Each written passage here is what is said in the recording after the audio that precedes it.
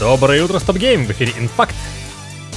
Печальнейше, когда талантливые разработчики получают поддых от приобретшей их компании, как это получилось с создателями The Evil Within и Hi-Fi Rush студии Tango Gameworks. В мае ее просто взяли и закрыли вместе с парочкой других без объяснения причин. Многие соболезновали Танготян и пригласили сотрудников к себе, а вот Крафтон, хозяйка PUBG, взяла и задним числом целиком выкупила Tango вместе с правами на франшизу Hi-Fi Rush. К сожалению, Within и Ghostwire Tokyo остались во владении Bethesda и Xbox, но очень рад за Джона Йоханнеса и его команду. И теперь с новой силой буду ждать от них чего-то новенького.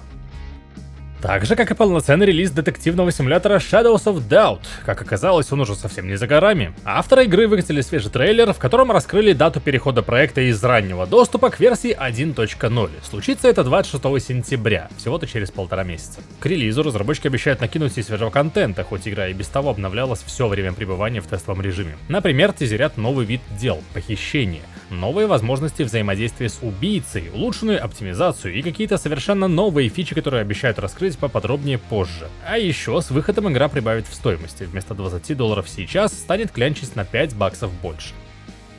GSC Game World тоже поделилась свежим видосом своего грядущего долгостроя Stalker 2 Heart of Chernobyl. И на этот раз не простым трейлером, а аж на получасом геймплея с объяснением игровых механик. Показали пачку всяких аномалий, врагов, оружия, катсценки и много всего. Ссылку на фулл с выдержкой всего самого интересного из видео обязательно найдете в описании под выпуском, но несколько важных тезисов вам, конечно же, стоит знать и без видео. И главное, игру каким-то чудом не перенесли.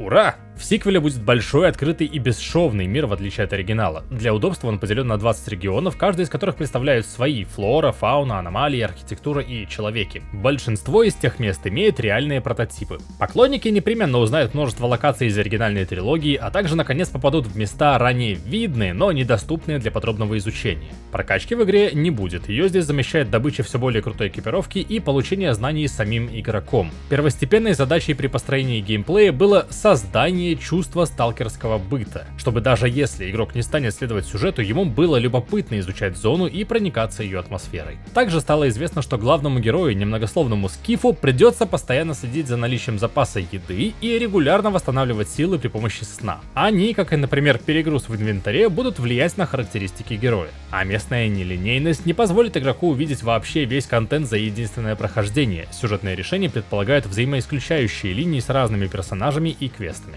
Stalker 2 готовится к выходу уже этой осенью, 20 ноября.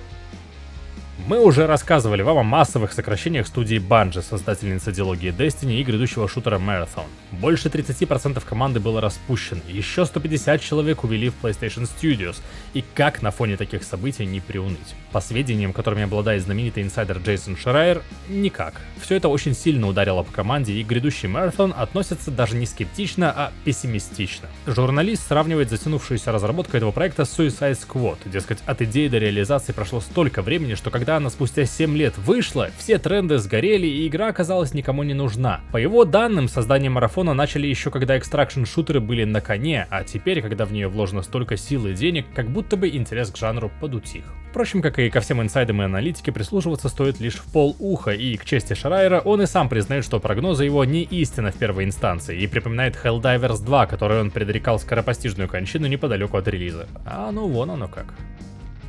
Пару лет назад мы рассказывали вам о настольной версии великой Heroes of Might and Magic 3. На данный момент приобрести ее возможно было лишь за рубежом, однако во втором квартале 2025-го игру привезут, переведут и официально издадут в России. Предзаказ откроется осенью, купить позволит базовую версию самой игры, несколько дополнений, артбук, плакаты и награды за достижение целей Kickstarter компаний. В набор не попадут эксклюзивные награды для донатеров и дополнения с башней. Правообладатель пока не дал на него разрешения.